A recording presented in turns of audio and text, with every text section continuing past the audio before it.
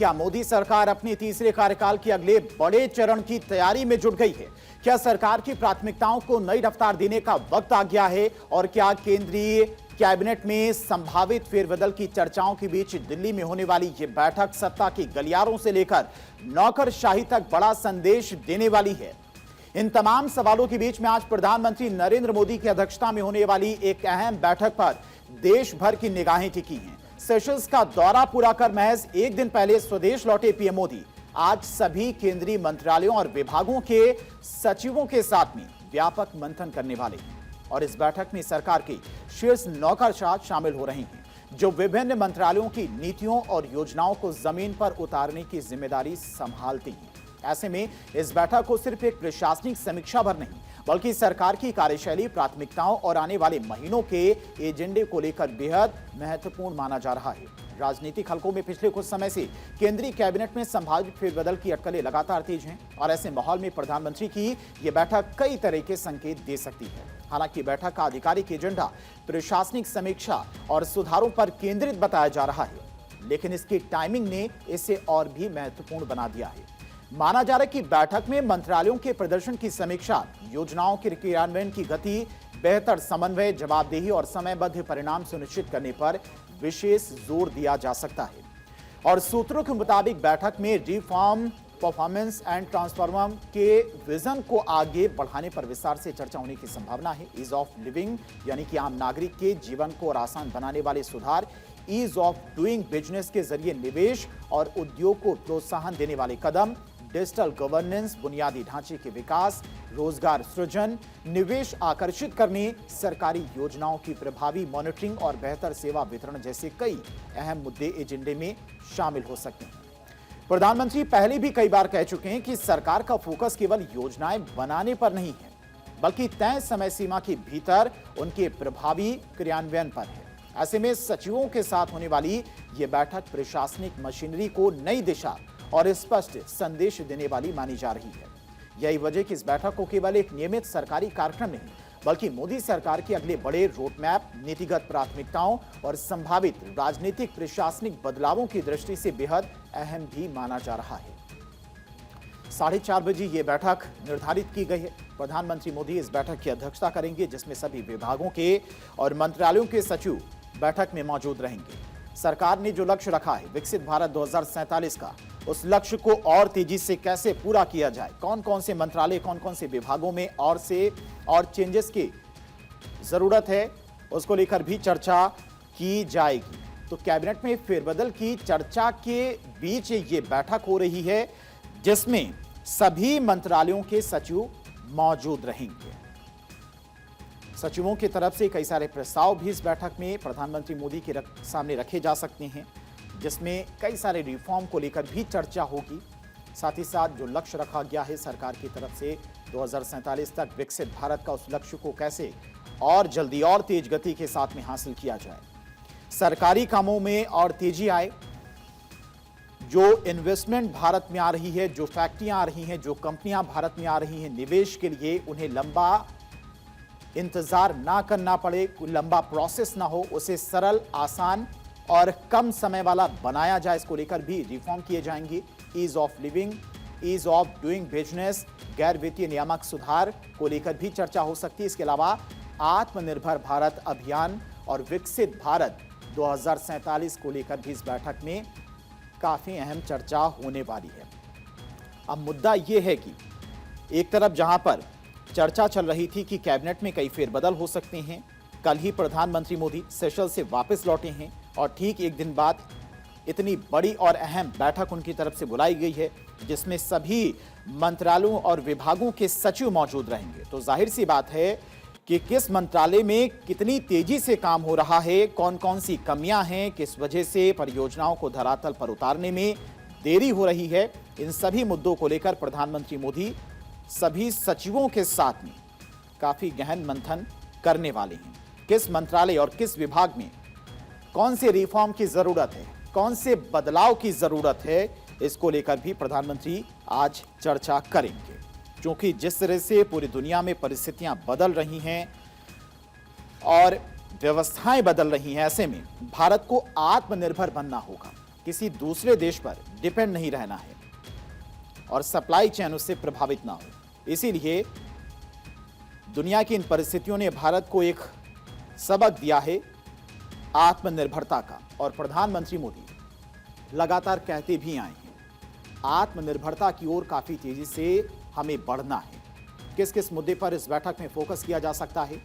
उदारीकरण और सुधार यानी कि जो रिफॉर्म है उनको लेकर भी चर्चा होगी। इसके अलावा डी रेगुलेशन पर भी चर्चा हो सकती है बैठक में, यानी कि इस बैठक को काफी ज्यादा अहम माना जा रहा है क्योंकि सभी मंत्रालयों के और विभागों के सचिव इस बैठक में मौजूद रहेंगे।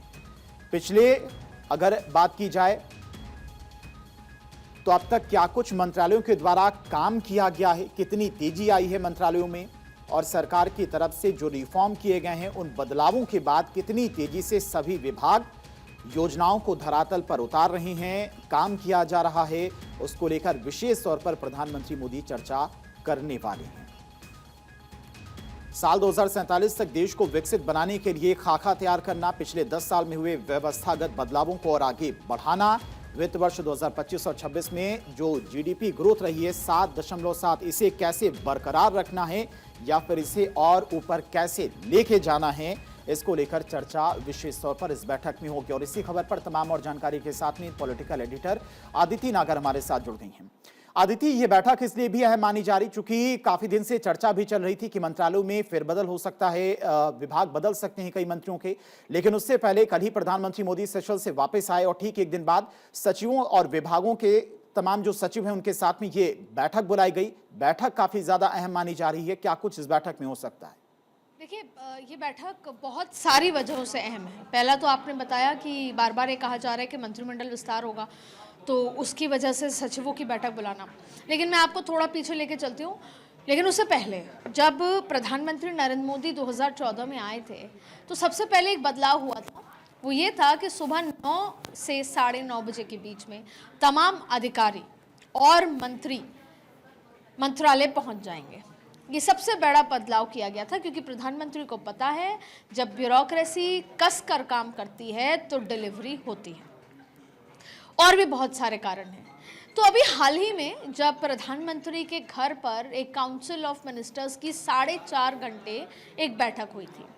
उस बैठक में बात हुई थी ईज़ ऑफ लिविंग की। इस बैठक में बात हुई थी कि मंत्रालयों द्वारा जो फैसले लिए जाते हैं उसमें देरी क्यों, यानी फाइल चलने में देरी क्यों होती है, या सरकार के जो बड़े काम हैं वो घर घर तक, गांव-गांव तक, पंचायत तक क्यों नहीं पहुंच पाते या उस स्पीड से नहीं पहुंच पाते।